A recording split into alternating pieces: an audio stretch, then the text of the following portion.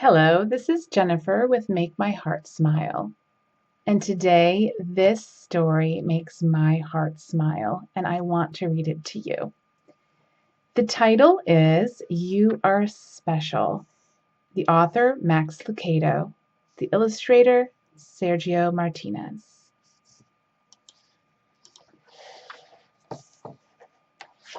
You are special. The Wemmicks were small wooden people. All of the wooden people were carved by a woodworker named Eli. His workshop sat on a hill overlooking their village. Each Wemmick was different. Some had big noses, others had large eyes. Some were tall and others were short. Some wore hats and others wore coats. But all were made by the same carver, and all lived in the village. All day, every day, the Wemmicks did the same thing. They gave each other stickers. Each Wemmick had a box of golden star stickers or a box of gray dot stickers. Up and down the streets all over the city, people spent their days sticking stars or dots on one another. The pretty ones, those with smooth wood and fine paint, always got stars. But if the wood was rough or the paint chipped, the Wemmicks gave dots. The talented ones got stars too. Some could lift big sticks high above their heads or jump over tall boxes. Still others knew big words or could sing pretty songs. Everyone gave them stars. Some Wemmicks had stars all over them. Every time they got a star, it made them feel so good. It made them want to do something else and get another star. Others, though, could do little. They got dots. Punchinello was one of these. He tried to jump high like the others, but he always fell.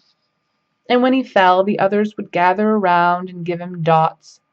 Sometimes when he fell, his wood got scratched, so the people would give him more dots. And then when he would try to explain why he fell, he would say something silly, and the Wemmicks would give him more dots. After a while he had so many dots that he didn't want to go outside.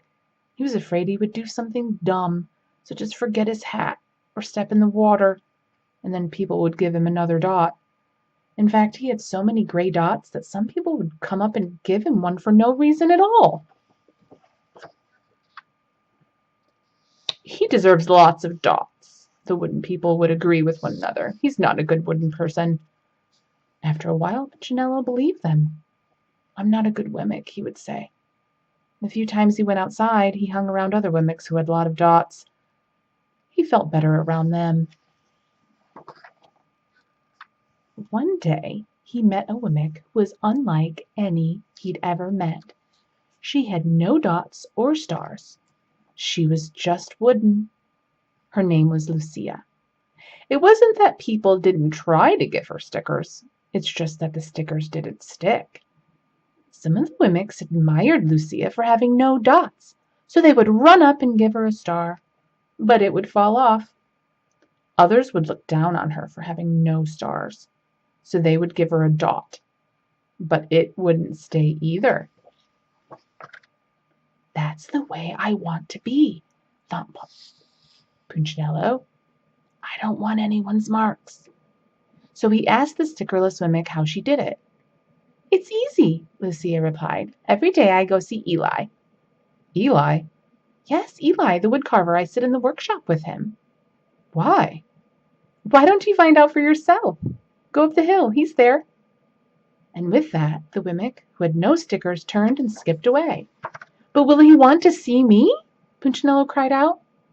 Lucia didn't hear, so Punchinello went home.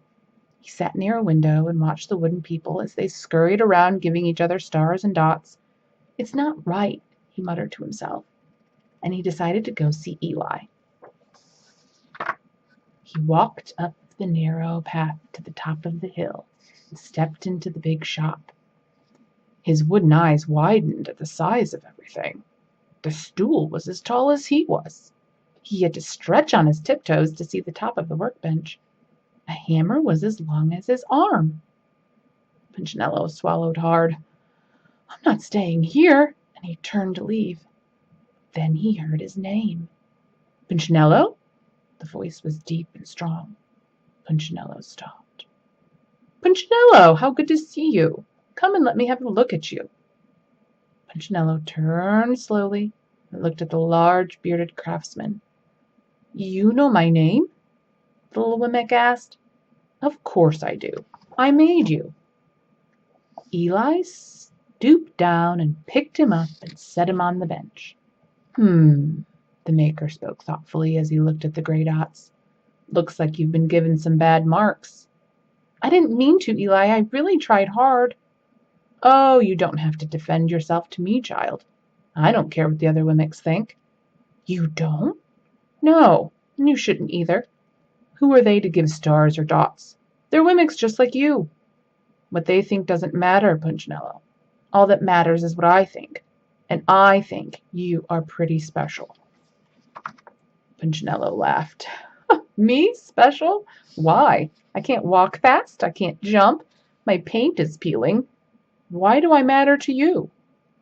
Eli looked at Punchinello, put his hands on those small wooden shoulders, and spoke very slowly. Because you're mine. That's why you matter to me.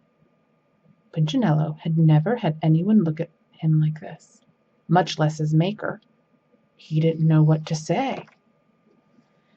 Every day I've been hoping you'd come, Eli explained. I came because I met someone who had no marks, said Punchinello. I know. She told me about you.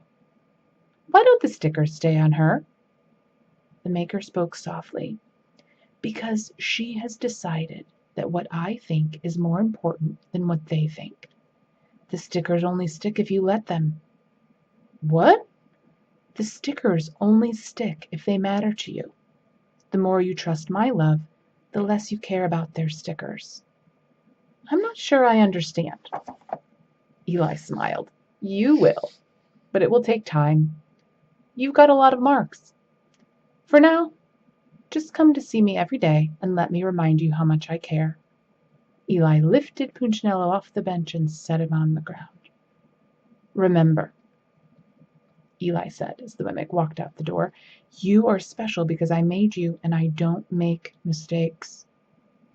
Punchinello didn't stop, but in his heart he thought, I think he really means it. And when he did, a dot fell to the ground. I hope you've enjoyed this story. And remember, comparison is the thief of joy. You are unique, you are loved, and there is a purpose for your life. See you next time.